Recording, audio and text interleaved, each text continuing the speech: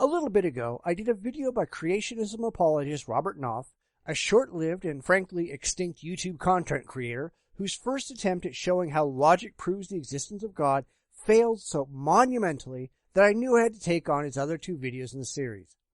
This time out, he says that science proves that God exists, so it's sure to be entertaining, or more likely brain-melting, to see how he contorts half-understood scientific principles to fit his religious narrative. Strap in, this is going to get bumpy. Hi, I'm Bob Knopf with Creation Science Network, and today we're going to talk about how science shows that God exists. Well, considering the piss-poor job you did in your last video about logic proving God exists, you certainly have to do better this time, don't you? You can hardly do worse. Now, logically, there can only be two ways that the universe and the heavens and humankind got here. We were either created by an all-powerful, almighty God, or we would have had to create ourselves from nothing. Now, evolution and Charles Darwin teach that our universe developed over billions and billions of years, with humankind starting as primordial slime and then later developing into apes. That's simply not true. So let's look first at the law of cause and effect. The law of cause and effect tells us that for every effect, there has to be a greater cause. Simply put, if you build a birdhouse or if you bake a cake, you're bigger and smarter than the birdhouse and the cake. So whoever made the universe and the plants and the animals and humankind had to be bigger and smarter than we are. This is the exact same false dichotomy he tried to claim last time. There are certainly many other possibilities that he refuses to acknowledge, but he's hardly alone. In fact, I recently caught a Muslim apologist trying to use this exact same argument with the exact same possibilities virtually word for word. And I had to correct his fallacy the same way I'm going to correct this one. A false dichotomy is a logical fallacy where the claimant claims there's only two possibilities. Then they demolish one of them and pretend that the other one must be true. Unfortunately, it doesn't work that way. Not only are there almost always more possibilities available, but the only way to prove an option true is to actually support and defend that possibility through evidence, reason, and logic. And then this guy goes on to claim that Darwin and evolution make claims about the universe. This is laughably untrue. Evolution has nothing whatsoever to say about the universe. Evolution speaks only about biological life and then only about life changing over time from existing life. It says nothing whatsoever about how life begins. It's no wonder we think these people are just idiots. Then he simply declares that evolution is false without actually showing that it's so. He's clearly just pulling this crap straight out of his ass. Maybe that explains why he's no longer making videos. Maybe he got such a backlash for his utter ignorance and laughable misunderstanding of the world around him that he crawled back under whatever rock he had come out from under. His next failure is a doozy. He claims that the law of cause and effect says that all effects must be caused by greater causes. This is just ridiculously false. If I take a snowball and roll it down a snow-covered hill, that may result in a massive avalanche by the time it reaches the bottom. That doesn't make the snowball greater than the avalanche. Finally, the idea that whoever created the universe, and you notice he just asserts a creator and never demonstrates one, has to be bigger and smarter than we are. But clearly, he's wrong, because this guy's a complete idiot, and whatever comes out of his ass on the toilet, well, that's clearly bigger and smarter than he is. That's the law of cause and effect. And to believe in evolution and the Big Bang Theory, you have to throw out that law. Now, another law that we can look at is the first law of thermodynamics.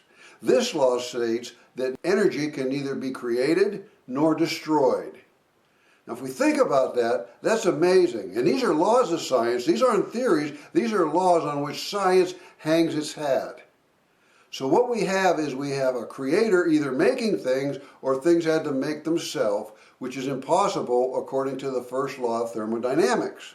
But that's because you're a complete idiot. I mean, I don't like to just sit and say, you're a moron, but he makes the same mistakes over and over and over again, and then he just doubles down on the stupid, to the point that we need to start checking for cranial surgical stars, because clearly someone seems to have gone and taken out some important parts. I'm not saying that to be mean, but some people really have to work hard to achieve and maintain their complete and total ignorance of the world around them. And unfortunately, this is pretty standard stuff for a lot of apologists who open their mouths and, well, stupid stuff just comes tumbling out. And sometimes there's just no better way to say it than, what you just said is one of the most insanely idiotic things I have ever heard. At no point in your rambling, incoherent response were you even close to anything that could be considered a rational thought. Everyone in this room is now dumber for having listened to it.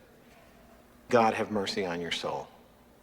Now, the second law of thermodynamics is interesting, and it tells us exactly opposite of evolution, which tells us things are getting better.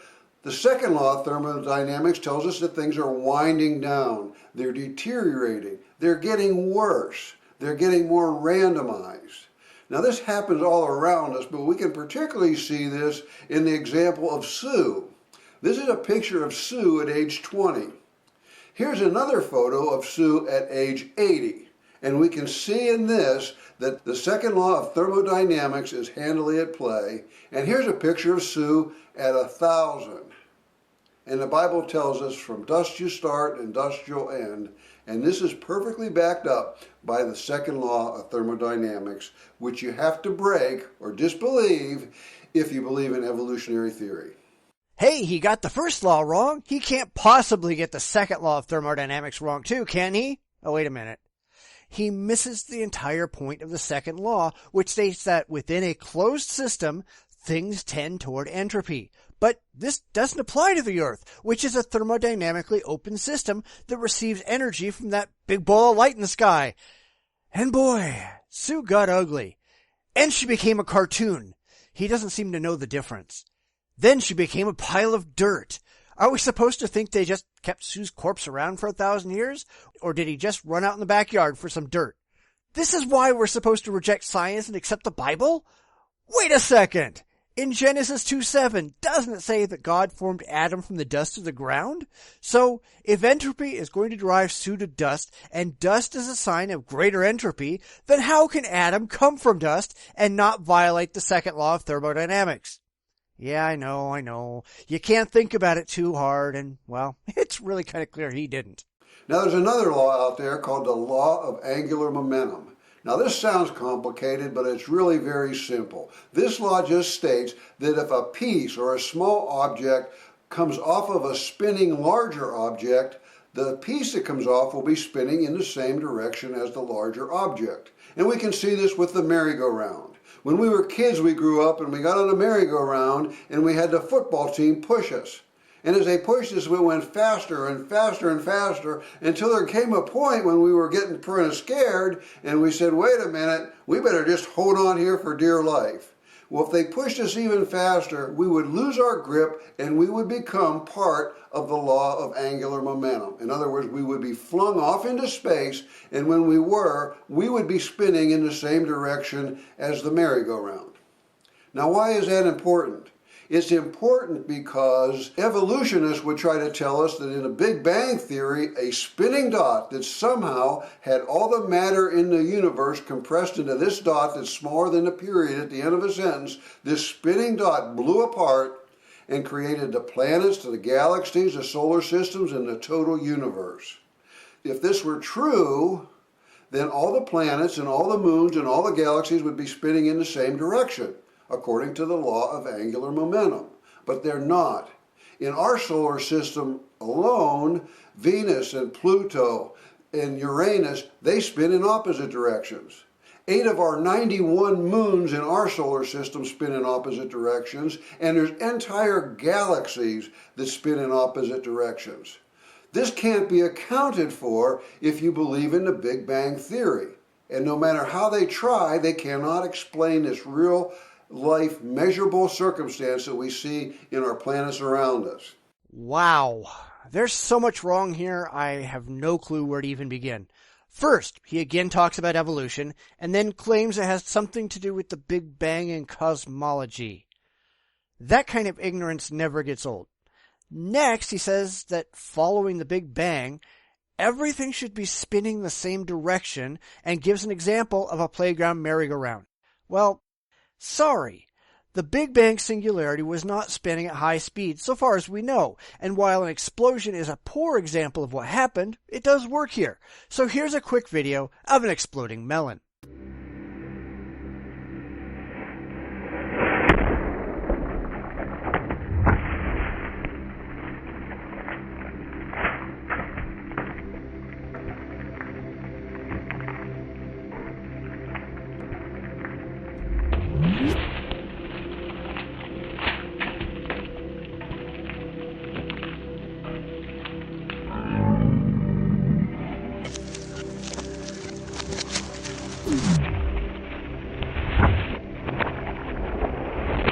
Notice that all the fragments of the melon are spinning in many, many different directions. Plus the fact, shit in slow motion is just cool. The law of angular momentum doesn't apply because there's no spin imparted by the motion of the melon. So his entire claim is ridiculously falsified, just like everything else he says in all of his videos. But he hasn't got a clue what he's talking about, and anybody with a basic high school science education would know that. But of course, there are other issues that he doesn't even consider, and doesn't even have the basic knowledge to know what questions to ask. Following the Big Bang, it didn't just spit out galaxies and stars and planets as a direct byproduct. It created basic particles which, over time, coalesced into energy, which coalesced into matter, which formed into dust, which clumped together and interacted to form over vast amounts of time what we see today. Between the time of the Big Bang and the modern day, about 13.8 billion years went by. How much angular momentum, if there was any at all to begin with, would still be acting on matter that we see today? And that doesn't take into account that this matter has collided and interacted dramatically over that time period. Most of the stars we see today are third-generation stars, composed of elements generated by the death and destruction of earlier generations.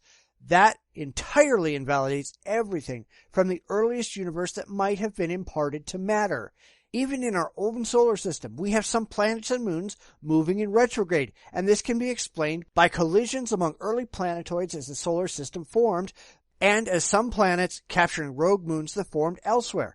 So not only does this guy get everything wrong, he doesn't have the slightest clue why everything he says is wrong. And that's just really sad.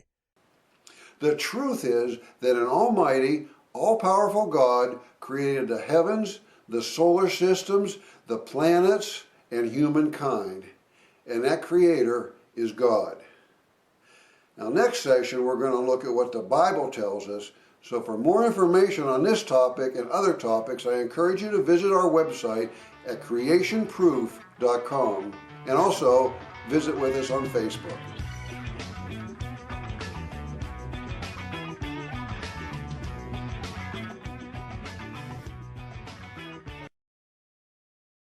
The truth is, you just want this stuff to be true, so you wave your arms around and make up a bunch of ignorant nonsense and expect that, since your followers are no brighter or better educated than you are, that they'll buy into all your ridiculous bullshit just like you have.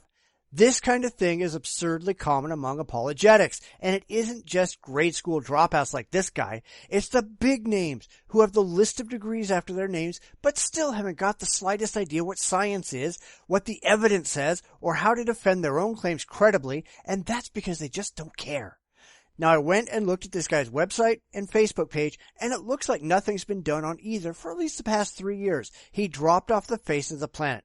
I couldn't find any reference where he died, so hopefully, although this is probably too much to ask, hopefully he saw the light of reality and realized just how ridiculous all this creationist nonsense really is. Yeah, I don't really think so either, but you can always hope. Now, some people have asked why I've picked on some really crazy religious people. Why do I bother with them? Well, there's a couple of reasons. First off, because their errors are so blatant. There's no subtlety here at all. It isn't a challenge to see where these people go horribly and laughably wrong. When I talk about their errors, seeing those errors clearly is important, and because these errors are continued by a lot of the bigger names and more skilled apologists, seeing them here makes them much easier to see elsewhere. Secondly, and this is unfortunate, but people listen to crazy bargain basement apologists like this. For everyone who takes someone like William Lane Craig seriously, a dozen will watch someone like this and blindly believe whatever they say is true. Yes, I know, it's painful to trudge through these horribly inaccurate and ignorant apologists. More so for me because I have to watch these guys multiple times, whereas you, the viewer, only have to sit through it once. But I do think there's value in pointing out the absurdities wherever they lie, and hopefully, if theists watch these people and realize just how ridiculous they actually are, maybe they might start to ask questions about their own faith, and asking questions like that is the first step to rejecting bad ideas. Thanks for listening. As always, please comment, like, and subscribe, and if you have any videos you'd like me to take a shot at, send them my way. Take care until we meet again.